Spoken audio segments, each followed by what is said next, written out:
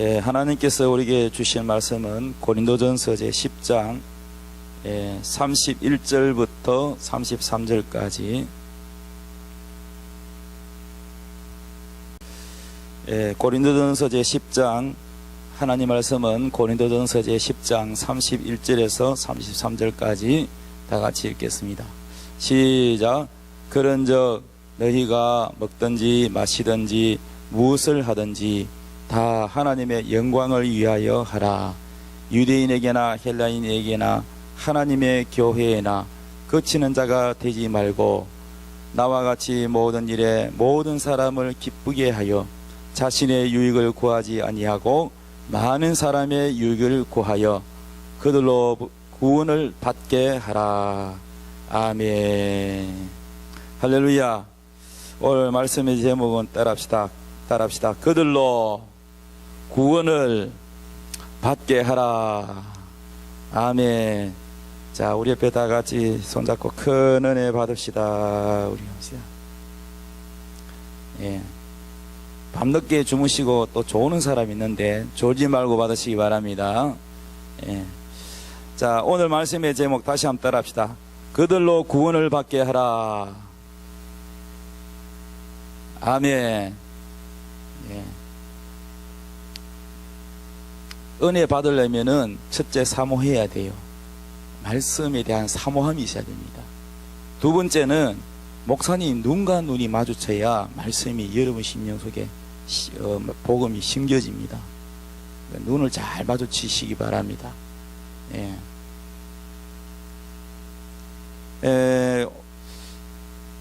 오늘이 주일이고 내일이 이제 추석 당일인데 이번 추석이 주일과 이렇게 연결이 돼서 많은 사람들이 추석이라서 또 고향으로 가고 이제 그렇게 합니다. 근데 우리가 해마다 다가오는 이 명절 추석에 대해서 우리 신앙생활을 어떻게 해야 되는지를 잘 듣고 이 추석 기간 동안에 우리 하나님은 우리에게 뭘 원하는지를 알아야 돼요.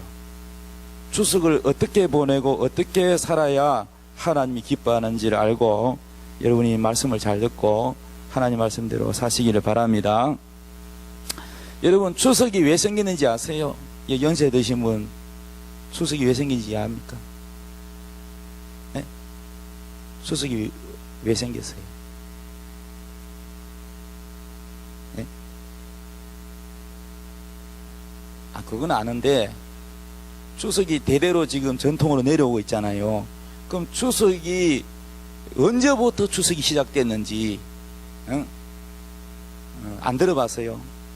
위에 어른들이 안 가르쳐 주시는가요? 어른들도 잘 모르는가 보다. 모르니까 안 가르쳐 주세요. 추석이 언제부터 생겼으며 추석은 뭐 하는 날인지 그걸 여러분이 그냥 시키니까 아이고 우리 부모님이 이렇게 했으니까 우리도 이렇게 하고 또 내 자식도 그렇게 하고 계속 그냥 내려가는 것보다는 추석이 왜 생겼는지 추석은 뭐 하는 것인지 이거 추석이 또 언제부터 시작됐는지를 알아야 된다 이거죠. 알고 잘못된 거는 고쳐야 되고 우리 예수 믿는 사람은 추석 명절에도 우리가 신앙생활을 어떻게 해야 되는지 알려면 추석에 대해서도 알고 신앙생활을 해야 될 줄로 믿습니다. 추석은 언제 시작됐냐면은 우리나라가 옛날에는 고구려 신라 백제 들어봤어요? 나라가 세 개로 이렇게 나눠져 있었어. 지금은 이제 이 나라가 하나로 지금도 남북으로 두 개로 나눠 있지만은 북한까지 다 해가지고 우리나라 지도를 보면 고구려 위쪽 북쪽은 고구려라 그래요. 그 다음에 저 전라도 쪽을 백제라 그래요. 경상도 쪽 경상남북도 이쪽을 이렇게 해가지고 신라라 그래. 신라. 그래서 신라의 나라가 우리 옛날에 경상도는 신라라는 나라인데 신라의 나라의 수도가 바로 경주입니다. 경주. 그래서 경주에는 그 문화가 많이 있죠. 그런데 이 신라 시대 때 이 추석의 유래는 신라 시대 때 유리왕이라고 유리왕 때에 시작이 됐어요. 그래서 유리왕이 부녀자들을 분류를 나눠가지고 나눈 후에 각각 거기에 대표를 뽑아서 선수를 뽑았다. 요즘 말로 하면 선수를 뽑아가지고 그래서 그 대표인 왕녀들이 7월에서 8월 이 사이가니까 7월에서 8월까지니까 한 달간 길쌈 대회를 열었다는 거예요. 길쌈 대회. 길쌈은 아세요? 신재희는 길쌈 잘 모를 거예요. 예. 길쌈 아세요? 길쌈 몰라요? 알아요? 알아요? 예. 길쌈이 뭐냐 하면은 젊은 사람도 길쌈이 뭔지 모르니까 길쌈이라는 것은 바로 누에고치 알죠? 누에가 이래 실을 칭칭 감아가지고 이 번데기 되잖아요. 그 누에고치 그 실을 쭉 뽑아가지고 이 뽕나무를 길러가지고 뽕잎을 누에에게 주잖아. 그럼 누에가 그걸 갉아먹고 그리고 이제 이 실이 생기잖아요. 번데기가 되잖아. 그럼 그 실을 다 푸는 거야. 거기에서 실을 얻어서 그걸 가지고 이제 뭡니까 실크는 다 이 누에고치에서 나온 거예요. 그 누에고치, 그 다음에 삼 또는 모시, 또 목화, 이런 섬유를 가공해서 명주나 삼배나 모시나 무명 등 이런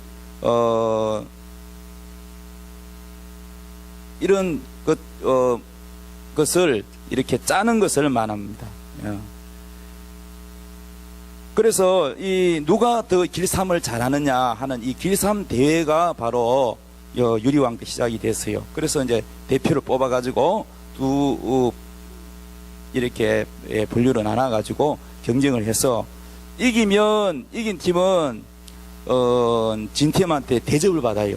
진 팀은 뭘 대접하냐? 술을 대접하고 떡을 대접하고 그리고 다 이제 끝나고 나면은 일어나서 춤을 추고 그렇게 합니다.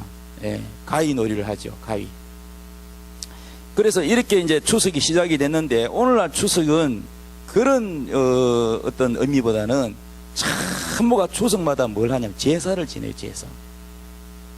그래 이게 우리나라에 지금요 뭐 미국이나 다른 나라에서는 잘 볼 수 없는 이 제사와 기독교, 이 제사 때문에 굉장히 기독교 복음이 들어가기가 힘들어지는 거예요.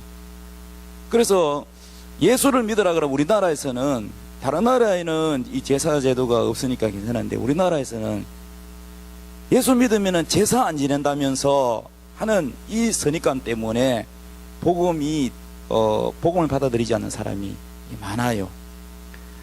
우리나라에 천주교가 처음에 들어왔을 때에는 이 제사가 우상숭배다, 귀신에게 제사 지내는 것이다 해서 우상이라 해서 제사를 안 지내가지고 많은 사람 핍박을 받았어요.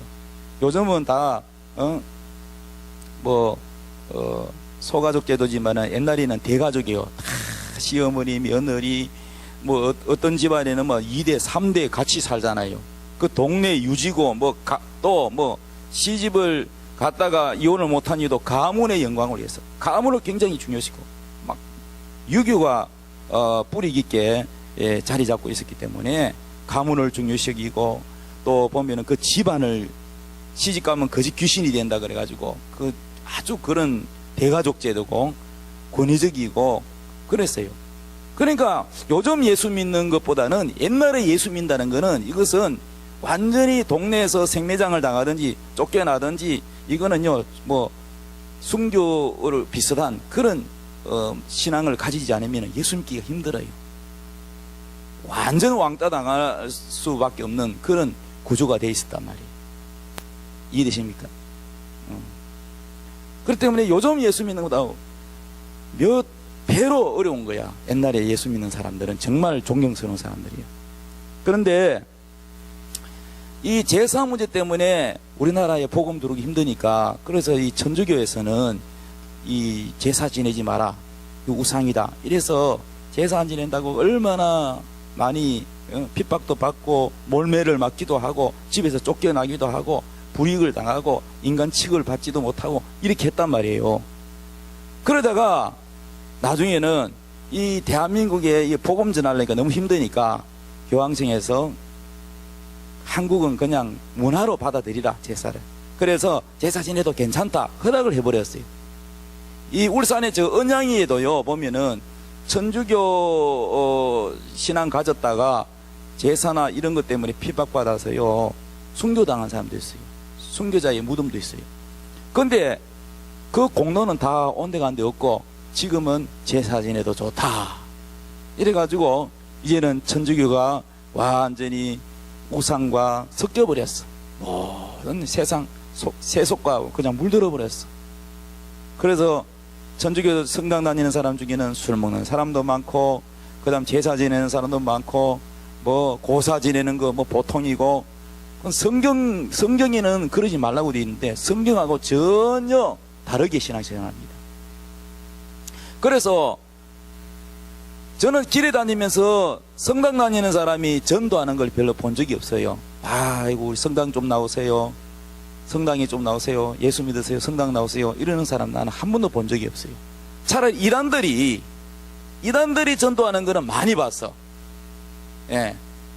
그런데 오히려 이 개신교보다는 천주교가 더 부흥이 된다는 겁니다.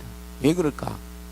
많은 사람들이 성당 가면은 뭐 편안하게 그냥 세상 할 것 다 하고 술 먹어도 되고 제사 지내도 되고 뭐 고사 지내도 되고 뭐 구애받는 것이 없으니까 그래도 천당은 또 가야 되니까 그 천당도 가고 세상 할 것 다 하고 얼마나 편하고 좋으냐. 시대가 발전하면서 사람들은 점점 욕구가 뭐냐, 더 빨리 이 자판기도 유일하게 말이죠 일회용 커피 한 번에 쫙 물에다가 뜨거운 물에 부어가지고 딱 마시는 거 약 뭐 30초 만에 먹는 거는 대한민국 세계 어디가 없대요. 여러분 여행 가보세요. 우리나라처럼 이렇게 한 번에 쫙 이렇게 커피 마시는 거 있는가? 없어요. 한국만 있어요. 외국 사람 보면 신기하다 그래요. 그러니까 편리주의, 뭐든지 원터치, 원터치. 엘리베이터도 말이죠, 이 문 닫는 그 스위치가 제일 많이 달가 있어요. 가만히 있으면 닫히는데 그것도 급해가 빨리 나가고 굉장히 급합니다. 복음이 급해야 되는데 뭐 다른 데 다 급해요. 그래가지고 편리하다 보니까 문제는 신앙도 편리를 찾아, 편하게. 그래서 요즘은 교회 다니면서 성경 안 들고 다니는 사람 많아. 성경 말로도 안 들려. 스마트폰이 다 있는데. 그래서 성경 안 들고 다녀. 그리고 여기 다 화면에 스크린이 나오니까 성경 안 들고 다녀. 그러면 학교 다닐 때 책가방 안 들고 다니면 되겠네. 여러분, 편리가 다 좋은 거는 절대 아니야. 편리하다고 다 좋은 거 아니에요. 그러면 편리하다면 기도 안 하면 되잖아. 기도하기 얼마나 힘들어. 기도도 중노동인데, 그죠? 뭘 고기를 끄떡끄떡해. 그런 거는 고개 끄떡끄떡하면 안 되지. 기도가 중노동이다. 기도 안 하면 되지. 예배가 지겹다. 그럼 예배가 점점 줄여. 편리니까 1시간 30분 너무 길어. 1시간. 1시간도 길어. 요즘 1시간이 얼마나 긴데. 텔레비 볼 때는 절대 안 길어. 영화 볼 때는 2시간 금방 지나갔네. 그런데 예배는 1시간 되는 게 지겨워. 설교 왜 이래 지겨워? 15분만 해. 점점 편리하다 보면 자꾸 설교가 줄어들어서 나중에 5분. 여러분, 이게 좋은 것 같지요? 사도 바울은 얼마나 설교를 얘기했는지요. 설교 듣다가요 2층에서 떨어져 가지고 기절한 유두고라는 청년도 있습니다. 밤새도록 설교했어. 그러니까 여러분 잘 알아야 되는 거는, 이게 인본주의라는 건 뭐냐면은, 인본주의는 사람 비유 맞추는 걸 인본주의라 그럽니다. 신본주의는 하나님 비유를 맞추는 것을 신본주의라 그럽니다. 여러분 양심에게 물어봐요. 여러분 자신은 인본주의입니까? 신본주의입니까? 인본주의가 자꾸 되면, 인본주의는 뭐냐? 내게 맞춰. 점점 편리하게, 간단하게, 명료하게, 불편하게 하지 말고 짧게 해. 뭐든지 내 기분에 맞춰. 이게 뭐냐면 자기가 하나님이야. 이게 인본주의야. 하나님이 가장 싫어하는 게 뭐냐? 이게 인본주의가 지가 하나님이 되는 거예요. 인본주의 문제는 자기가 하나님이 된다는 거예요. 그래서 여러분, 인본주의를 버려야 돼요. 신본주의가 되는, 신본주의는 성경 말씀을 읽고 하나님이 원하는 게 무엇인지 귀를 기울이고, 설교 말씀에 하나님의 음성에 귀를 기울이고 하나님 말씀에 순종하여 살겠다고는 믿음의 삶을 살고자 하는 어떤 희생이 있더라도 어떤 고난이 있더라도 그 고난이 그리스도를 위한 고난이면 이 고난은 내가 받겠다. 이게 신본주의고 하나님 내게는 어떤 고생도 해서는 안 됩니다. 내게 오는 고생은 다 저주입니다. 내게는 고생이 없고 편안해야 이게 축복입니다. 여기 인본주의야. 신앙생활에도 인본주의 신앙생활하는 사람은요 어떤 환난이 고난이 오면 그걸 이기지를 못해요. 왜? 전부 자기 위주이기 때문에. 그리고 시험 잘 듭니다. 기분 나쁩니다. 감정주의입니다. 기분 나빠서 이게 못 다니겠다. 다른 교회 가야지. 이게 인본주의입니다. 지가 하나님이야. 엉터리 신앙이에요. 말하자면 짝퉁 신앙이라는 거예요. 여러분 이런 신앙에 대해서는 여러분이요 어쩌면 구원 못 받을 수 있습니다. 경고합니다. 그런 신앙은 구원 못 받을 수 있어요. 주님 앞에 서면 너 누구냐? 나 너 모른다. 이렇게 할 수가 있다는 겁니다. 자기는 구원 받을 줄 알죠. 네가 하나님이지 네가 언제 나 숭배했냐? 여러분 인본주의 되지 마시기 바랍니다. 신본주의가 되시기 바랍니다. 신본주의는 자기를 죽여야 돼요. 자기 십자가를 지고 주님을 따라가야 돼요. 희생해야 할 각오를 해야 돼요. 그리스도를 위하여 욕을 얻어먹어도 그 욕을 얻어먹는 것을 영광으로 생각해야 돼요. 사도들은 복음 전하다가 매 맞고 감옥에 갇힌 것을 영광스럽게 생각하고 밖에 나와서 희죽희죽 웃으면서 기뻐했어요. 여러분 이해가 됩니까? 여러분은 전도하다가 기분 나쁜 소리 들으면은 욕 얻어먹으면 마음이 상해가지고 다시는 저 집에 전도하러 간다. 그 사람 여러분 아직 좀 부족하다는 얘기죠. 그러니까 여러분 인본주의가 되지 말고 신본주의가 되어야 된다는 겁니다. 여러분 심령 속에 하나님 말씀 예수가 섬에 들어와서 하나님의 마음과 같아지고 연합이 되면 신본주의가 점점 되어져 가고 여러분 속에 자존심만 쌓이고 감정만 쌓이고 하나님 말씀은 온데간데 없고 자꾸 육신적인 편리만 추구하면 여러분은요 하나님 말씀 여러분 속에 없고 여러분은 점점 인간의 자아만 잔뜩 껍질만 잔뜩 있는 바로 여러분 쭉정이가 되는 겁니다. 그래서 여러분 조심해야 돼요. 인본주의 절대 되면 안 돼요. 신본주의가 돼야 됩니다. 교회는 인본주의가 아니고 민주주의도 아닙니다, 여러분. 그래서 여러분 점점 편리 위주로 가면 안 된다는 거야. 세상은 편리 위주로 자꾸 가요. 좀 더 편리하게 하죠. 그래서 돈만 주면은 모든 게 편리합니다. 모든 게 편리하잖아요. 여러분 요즘 뭐 추석 때 불신자들이 제일 싫어하는 게 뭔지 아세요? 불신자들도 좋아서 하는 게 아니에요. 제사. 불신자들도요 제일 싫어하는 게 제사예요. 왜? 명절 되면 제사 지내려면 돈 들어야 안 들어요? 돈 들지요. 장 봐야 되지요. 또 뭡니까 그거를 전도 붙여야 되죠. 떡도 해야 되죠. 요즘은 많이 편리해졌어요. 다 돈 주고 사면 되니까. 옛날에는 다 집에서 다 이걸 만들잖아요. 이거를 다. 또 요즘은 점점 편리하다 보니까 어떻게 해? 제사도 돈만 주면 와가지고 상 다 차려줘. 예. 그냥 뭐 하나에서 10가지 완전히 다 차려줍니다. 요즘 뷔페도 돈 주면 다 와서 차려주잖아요. 예. 그 돈은요 편리함이지. 제사의 의미를 잘 알아야 돼요. 예수 믿으면 좋은 점은 제사 안 지냅니다. 얼마나 좋습니까? 그래요 안 그래요? 제사 지내는 게 좋아요. 여자분들 제일 힘든 게 제사잖아요. 예? 그 남자들은 또 다 명절날 보면은 텔레비나 보고 앉아가지고 입하고 나가고 앉았고 그러는데 여자들은 그냥 부엌에서 더운데 말이죠. 굽는다고 연기 맞춰가면서 힘들게 일하잖아요. 그죠? 그 또 보면은 밉잖아요. 나는 열심히 일하는데 저 논다고. 이런 이 추석이 어떤 명절이 어떤 행복이고 즐거움이고 나눔이 아니라 스트레스고 부담이고 돈에 대한 부담이고 또 형제 중에서 돈이 좀 있는 형제는 보면은 그 돈이 있으니까 조카들에게 돈도 주고 그리고 또 부모에게 이 선물도 큰 거 하고 또 형제들에게 나눠주잖아요. 그럼 다 위상이 높아지잖아요. 근데 없는 형제는 어떻게 해요? 없는 형제는 갈라 그러면은 선물 살 돈도 없어. 조카들 줄 돈도 없어. 그래서 보면은 손이 부끄러워. 그래서 받는 것도 불편해. 왜 받으면 줄 수 있어야 되는데 받기만 받고 줄 수가 없으니까 기가 죽는 거예요. 거기다가 또 명절 되면은 또 뭐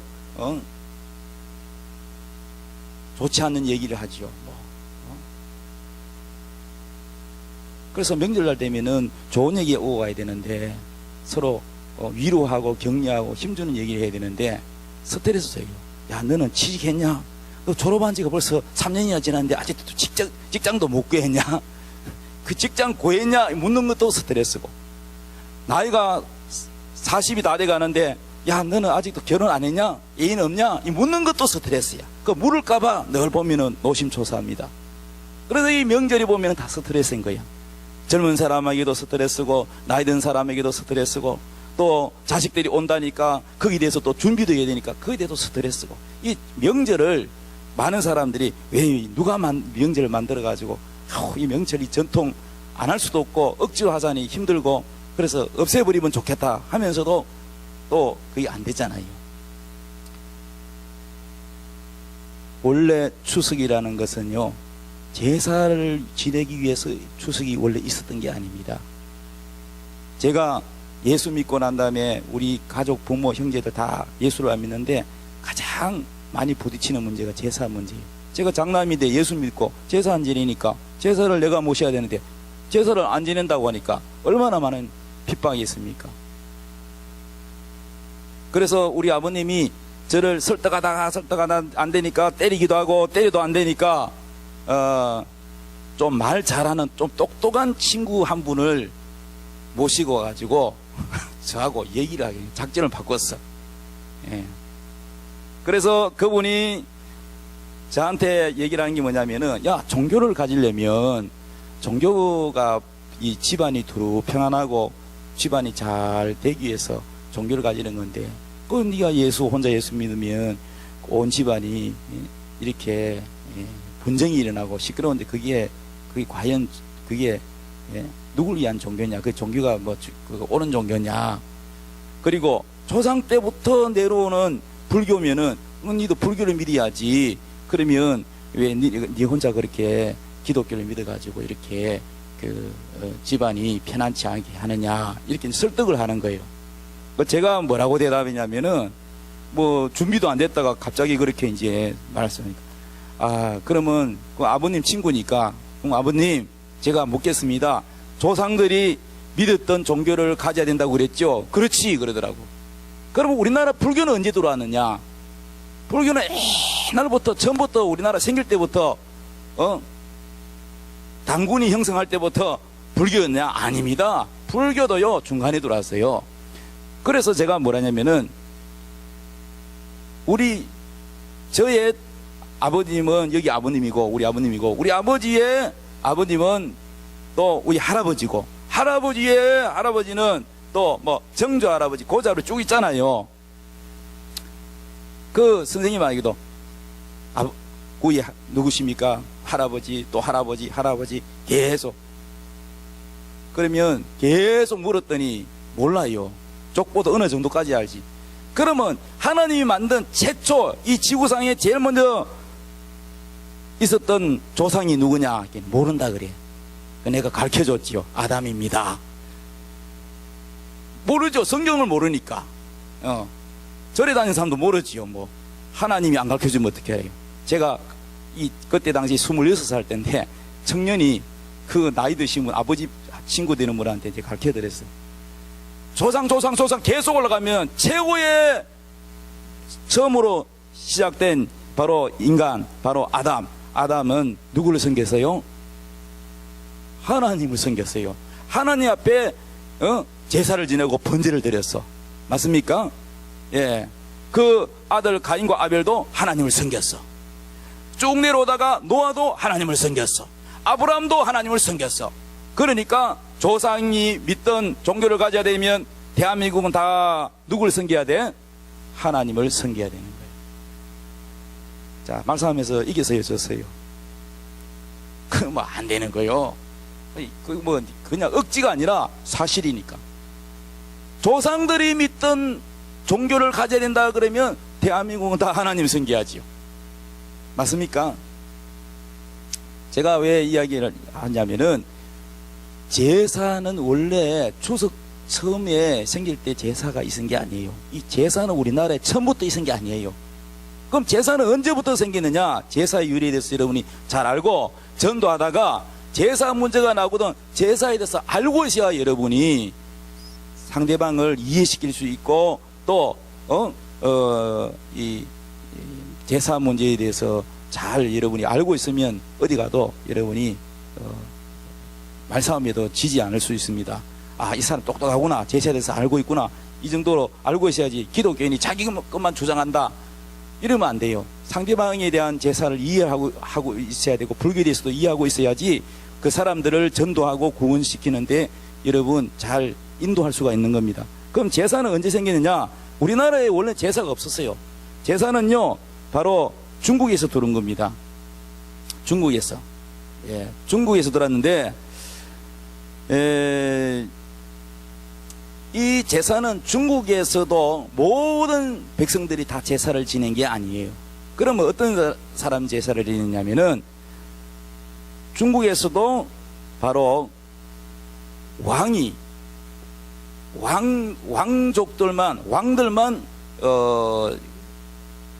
제사를 지냈는데 그 조상 중에서 예를 들면은 우리나라로 치면 세종대왕이나 이순신 장군이나 아주 공로를 끼치고 아주 업적을 남긴 사람, 다 모든 조상을 다 섬긴 게 아니고 그런 훌륭한 사람들을 대상으로 제사를 했다는 겁니다. 이해되십니까?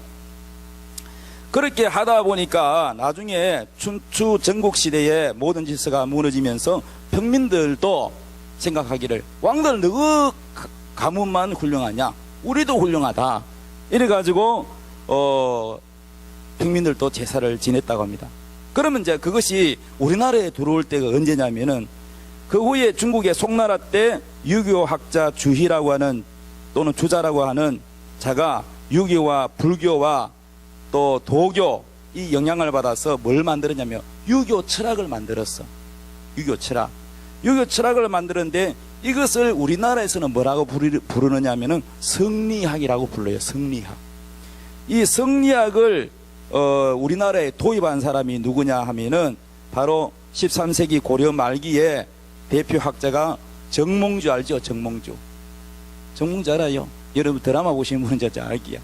예. 정몽주, 그 다음에 이색, 이런 사람들이 우리나라에 바로 성리학을 도입한 사람입니다.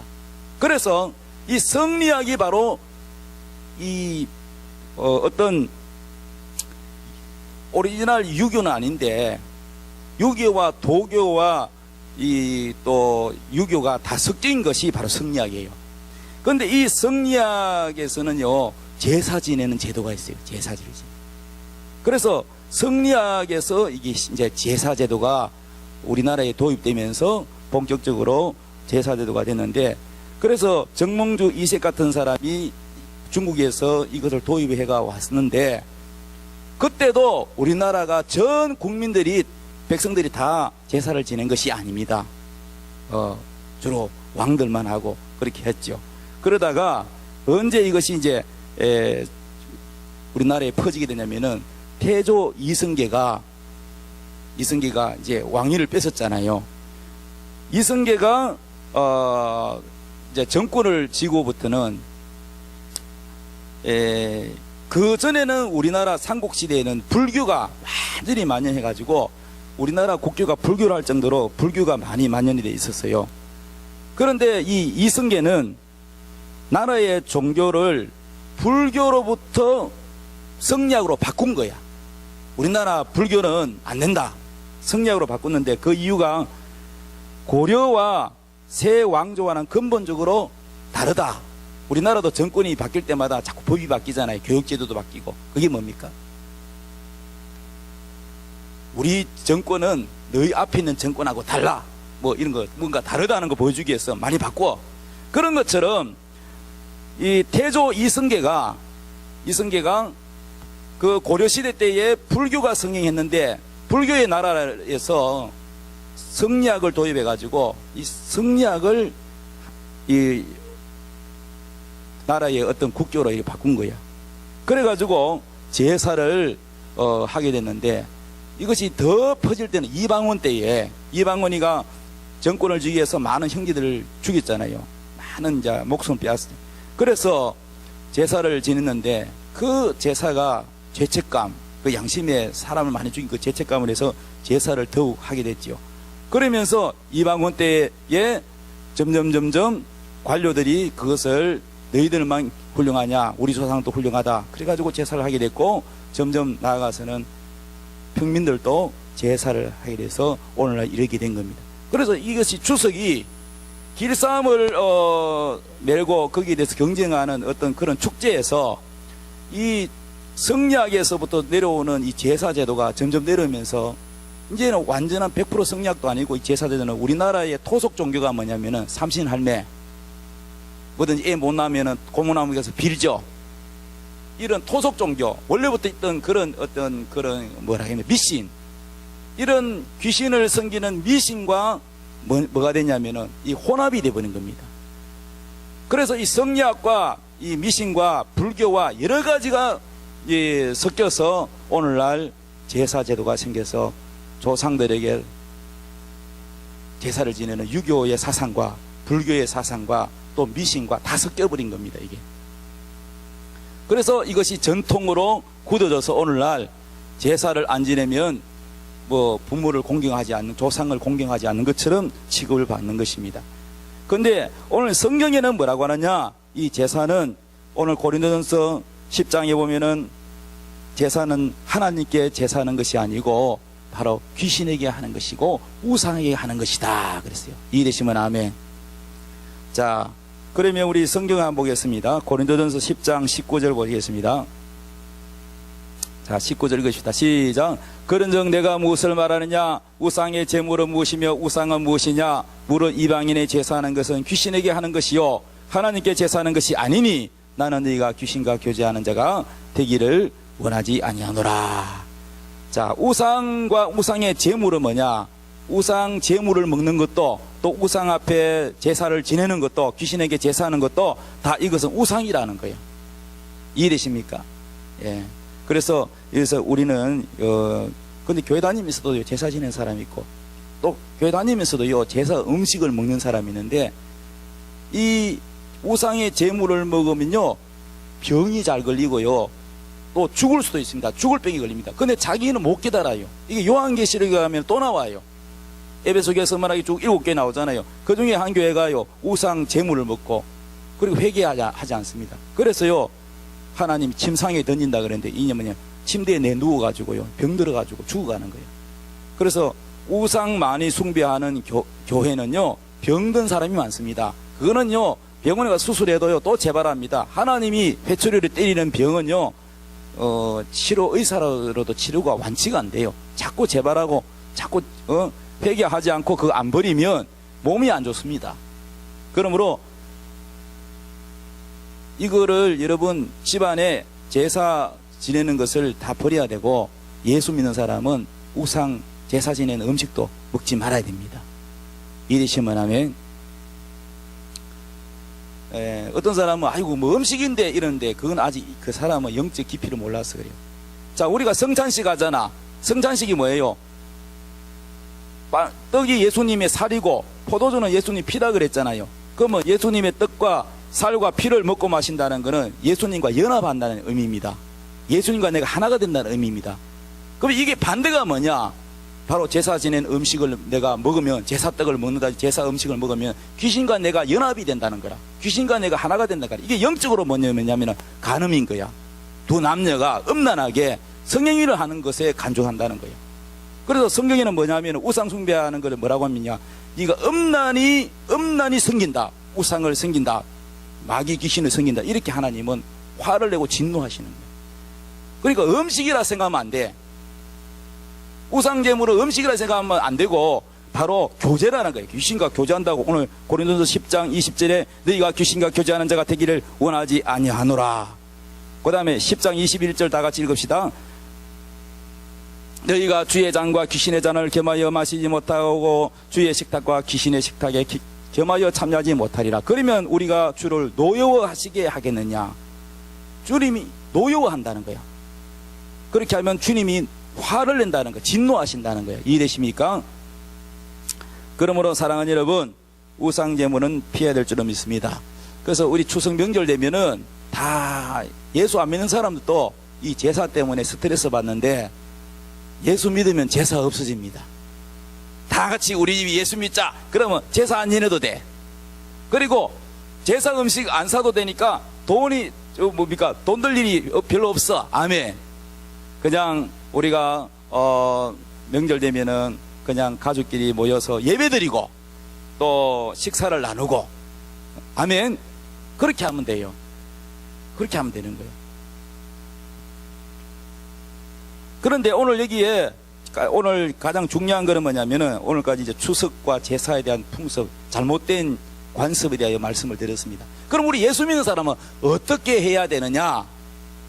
지금까지는 졸아도 지금은 졸면 안 돼. 잘 들어야 돼요. 이게 가장 중요한 말씀이야.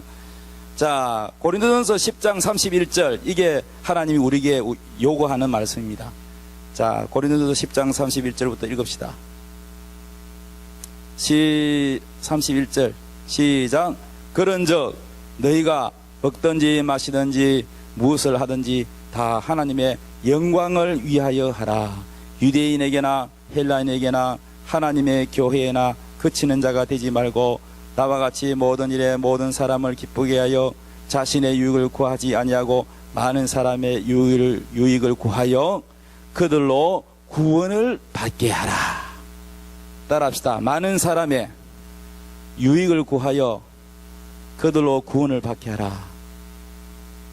그러니까 명절날 되면은 우리가 모이면은 뭐 제사 음식이 나올 수도 있고, 또 친척집에 가면 제사 음식이 나올 수도 있어요. 근데 여기 이제 성경에 안 찾아도 다 나와 있습니다.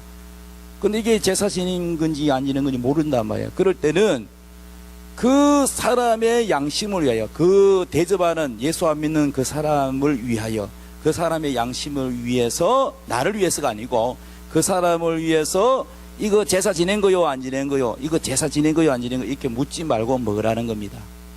이해되십니까? 그런데 만약에 내가 그걸 알게 됐다, 아 이거는 제사 지낸 음식이라는 걸 알게 됐다, 우상 숭배한 제물이라는 걸 알게 됐다 하면은 먹지 말라는 거야. 이해되십니까? 하나님 앞에 내가 죄 지으면 안 되잖아요. 알면서 먹으면 죄가 되잖아요.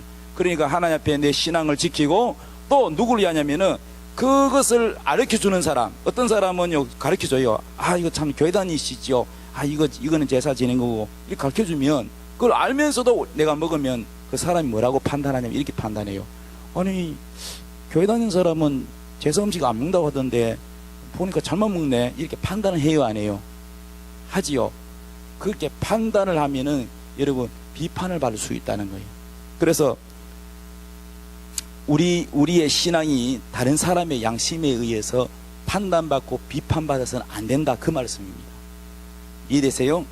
그러니까 우리가 첫째는 우리가 하나님 앞에 신앙을 지키지만은 우리가 죄 지으면 안 되는 것이 먼저고, 그 다음에 이게 그 당시에는요, 여기 성경에 보면 그 당시에는요, 우리나라는 안 그렇지만은 시장에 가 파는 것 중에서도 자기가 파는 사람이 생선을 판다 그러면 자기가 섬기는 신이 있어.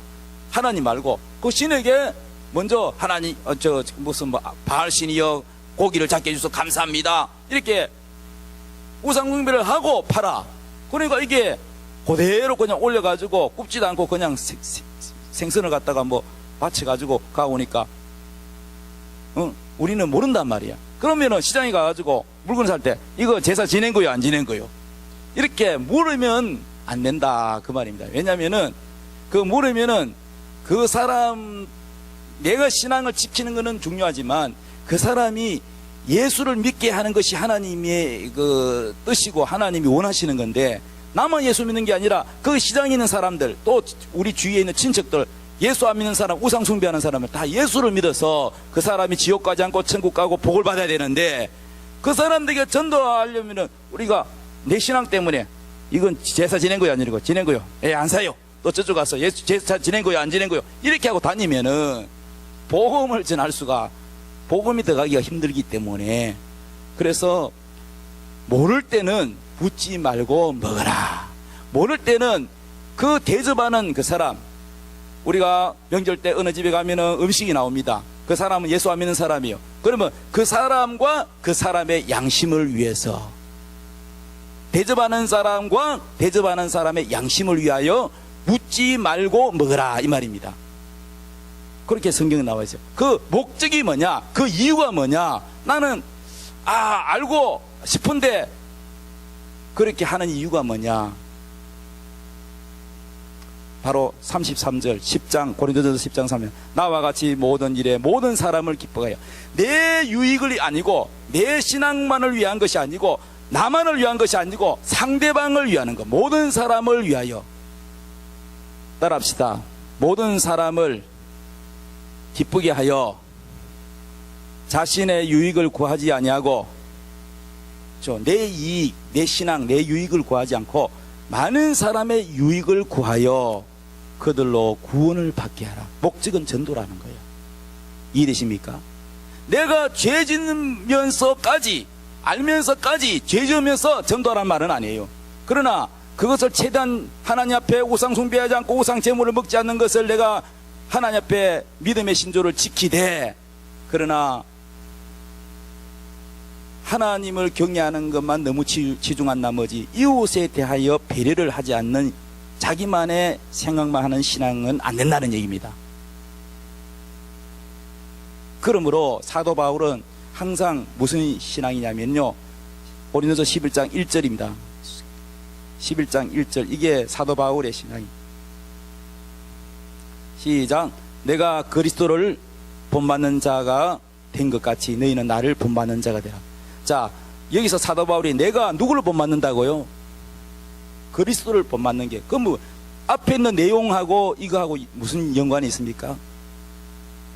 하나님 앞에 죄 짓는 것 말고 그 외에는 내가 최대한으로 이웃을 기쁘게 하고 이웃의 비유를 상하게 하지 않고 그들의 마음을 얻어서 그들에게 복음을 전해서 그들을 가장 사랑하는 것은 그들을 구원받게 하는 거야. 예수 믿게 하는 거야. 최고의 사랑은 복음을 전해서 그들이 멸망하지 않고 지옥 가지 않고 영원히 구원받는 거야. 하나님을 모르기 때문에, 사후의 세계가 어떤지 모르기 때문에 그 영혼을 사랑해서 그 영혼에게 진지를 베풀어서 배려해서 어쩌든지 저 사람의 마음을 얻어서 전도하려고 그 사람을 섬기는 마음으로 대한다는 겁니다.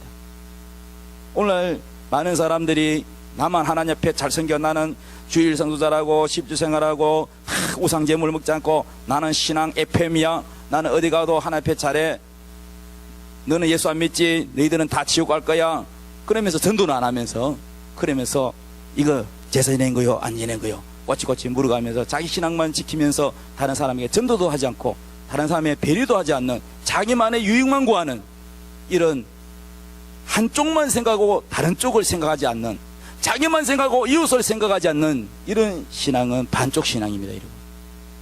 그래서 반쪽 신앙은 명절 때도 보면 예수 믿으면서 형제들과 다투고 싸우고 사이가 안 좋고, 그래서 복음이 길이 다 막히고 이렇게 관계가 안 좋아지는 거예요. 여러분, 이거는 반쪽 신앙이에요. 이거는 그리스도로 본받는 게 아닙니다. 하나님이 원하는 신앙은 뭐냐? 내가 하나님 앞에 죄짓지 않지만 그러나 이웃에게 최대한으로 친절을 베풀어서 그 사람들의 마음을 얻어서 그들로 하여금 예수 믿도록 하라는 겁니다. 내 자신의 유익을 구하지 말고 내 기분, 내 중심이 아니라 내가 좀 손해보더라도 어쩌든지 내 형제들이, 내 부모가, 또 내 친척이 예수 믿도록 하는 것, 이것이 하나님이 가장 원하는 것입니다. 이것이 바로 사도 바울이 그리스도를 본받는 겁니다. 이해되시면 아멘. 자, 이 시간 기도하겠습니다. 하나님, 내가 그동안 내가 하나님 앞에 신앙생활 잘하는 것만 생각했지 이웃을 사랑하고 전도하려고 하는 마음이 부족했습니다.